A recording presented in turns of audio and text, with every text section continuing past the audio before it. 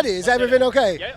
I was getting worried I was going to have to pay for a broken camera or something then.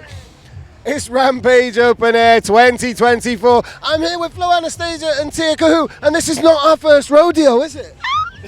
I'm squealing already, I'm sorry. Oh my gosh, this is so special because this is our very first time doing festivals in Europe, because we're from Toronto, Canada originally, and the fact that we're part of the One More Thing stage takeover is so full circle because you were the ones that brought us to UK for the very first time last year, which was our very first UK show, like our first time playing in the UK at all, and so the fact that we're here as part of the stage takeover couldn't be more special. It's amazing, isn't it? I love the symmetry of this. It's beautiful. How are you finding it? Your first ever festival set in Europe. That's amazing.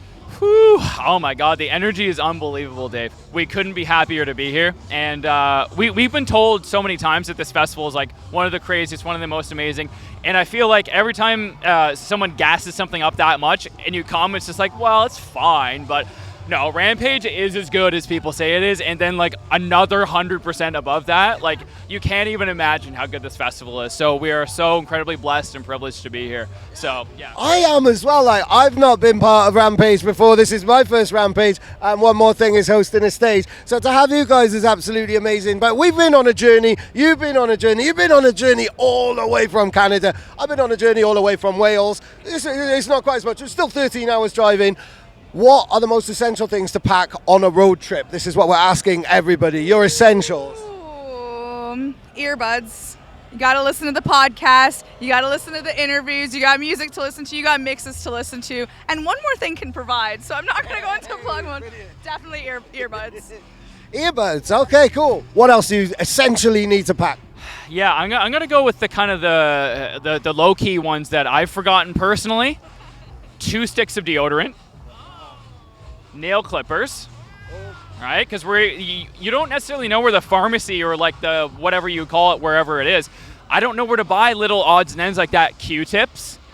Making sure you have all your toiletries straight, and making sure you have 2 more pairs of underwear than you think you need. Because you never know when you might have to change your drawers. So make sure that you've got enough clean things to change into. This is top quality content. We're using that one on TikTok.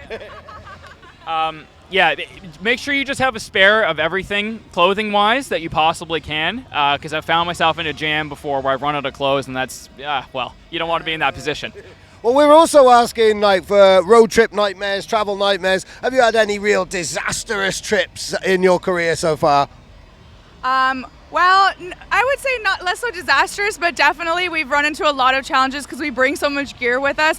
I sing on our shows. We try to get camera footage on all of our shows as well. And so we're bringing tripods, we're bringing microphones, and so there's so much to bring. I remember at one show we like put our tripod down and then couldn't find it before the show. And so we like set up a phone on like, we were like getting like whatever trinkets we could like, and then of course we lost that footage, but you know, lesson learned, we now have a gear list that tells us everything we need to bring, so disasters averted. Yeah. Be prepared, be prepared. I'm going to be prepared now because we're going to release music of yours. So I don't know if this is going to be in the video of Rampage or we're going to use this in October, but tell us all about your EP that we're going to release. Whew, I mean, where to begin? So the EP is basically what I would call, I think eclectic would be the right word.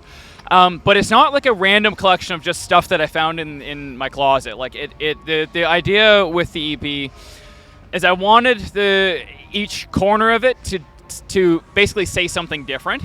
And that's not to say that an EP that's super tight and that feels like sort of cohesive all the way through. There's nothing wrong with that.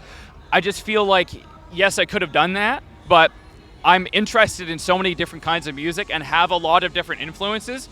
Why not display that? And like, that's totally cool that not every track is going to be for everyone, but I wrote it because I can't not pay homage to all the different types of EDM, regular music, classical music, rock, whatever, that shaped what I like as a musician, and all the different people who have guided me in terms of my production skills, what I sort of value just as a musician.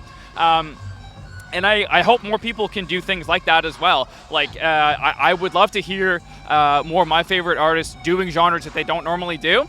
And that's kind of what I wanted to do. I don't really write a lot of halftime, but there's halftime on there. I don't really write a lot of dance floor. There's dance floor on there, because that's the fun part of, like, yes, I could write things that I'm really comfortable with, but I feel like it's a little more entertaining to hit the notes that I don't normally get to hit. And so I feel like One More Thing is the perfect platform. It's a real artist platform for me to try to really strike those notes that I don't normally have the opportunity to, because they would get rejected from an A&R standpoint. Oh, it's not cohesive enough. That's the point. It's supposed to go in a lot of different places, so I'm really excited that it's being hosted with One More Thing. Brilliant, that is amazing, and thank you for saying that we're an artist platform, because it's about every different colour of the rainbow, every different sonic shade of the spectrum in that type of way, and you get to do that with a lot of your vocals. Like, you know, this year you've been on Metalheads, you've been on Anjuna Beats, you know, like being able to reflect that wide range, that's creative freedom, isn't it? Absolutely. It's been definitely a newer challenge for me after doing drum and bass vocals for so many years. There was a period of time where, because I was primarily doing liquid vocals, I have a soft voice, so it was a natural connection. After that, you know, doing a lot of the darker neuro stuff, like you said, was definitely a thing. But now, after many years of that, it actually has been quite invigorating to try other genres. So I did the house stuff for Anjuna Beats, and then we've also just recently done a few dubstep pieces, and we played them today at Rampage for the first time ever. And we've actually never integrated dubstep into a drum and bass set before, so that was a whole challenge on its own. Like, how do you get to that BPM, and then how do you get out of it? But it's actually been really, really exciting as an artist to try new things, and I'm grateful for the chance to do that. Brilliant. So you've been testing out styles and like testing out mixing different genres while you've been on our stage here. Amazing, absolutely amazing. So what else is exciting you guys? Like, you're just starting your European tour as well, aren't you? Yeah, it's really just 2.5 weeks for us. We do still have full-time jobs, so this is us fulfilling our passions for 2.5 weeks, and we're so grateful to do that. This is our very first top of the tour, and so it was so grateful that it's like a One More Thing piece as well. Next week, we're doing a little Gorilla Cave drone video rooftop footage thing in Vienna, and then playing at Exit Festival. Never been to Serbia, so that's a new one for us as well. And then the following week at Liquidity Festival for the very first time as well. So I'm very, very excited for this whole journey. Go on, amazing. What do you love about Europe the most? This is your second time that you come over to Europe as performers. What do you love about Europe the most?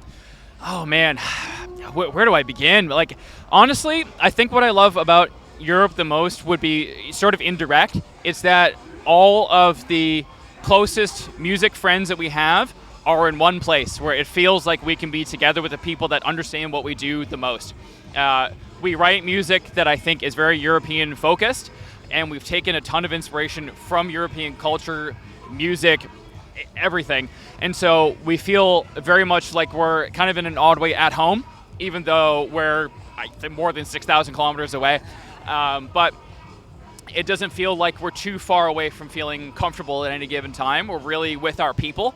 And beyond just the amazing culture, history, like the things to do, that much is obvious. But I think that the thing that's more felt when we're not here is because all the people that we love so much are so far away and we can only ever talk to them online, being able to have that FaceTime with people, it's just like having your good friend over for lunch or something, like that type of thing. I love the pleasures of just being able to feel more at home with the people we respect. Yeah, definitely. In fact, that really resonates, because we had Bass Trick and Michael Sparks, and I just thought they came as a duo, but one's from Montreal, one's from France, and this was the first time that they'd met each other and played with each other. And the way that they were bouncing off each other, you thought that they would have played together for years and years. And that's the power of music. Sign out with a beautiful shout out to the power of music and how it makes us all closer. It makes the world smaller. Absolutely, absolutely. I mean, music is, it's connected all of us, you know. One extra special thing for us to mention is that Tyr and I got married last year. We were originally connected from music through SoundCloud, a nice little DM on SoundCloud, hey, want to collab? So the classic drum and bass love story. And it was extra special that when we got married last year in October, we went on our honeymoon and played in the UK. The One More Thing boat party was our very first show on our honeymoon. What a way to kick off on a freaking boat with the One More Thing cruise. So just the power of music to bring people together, both as friends, romantically. Just I could go on. This is a question I can go on about for a long time, so I'm going to pass it back. Amazing. You can feel the love. Thank you so much, guys. And yeah, we'll be releasing music of yours later on in the year. I love you. I love you. Brilliant. Go on.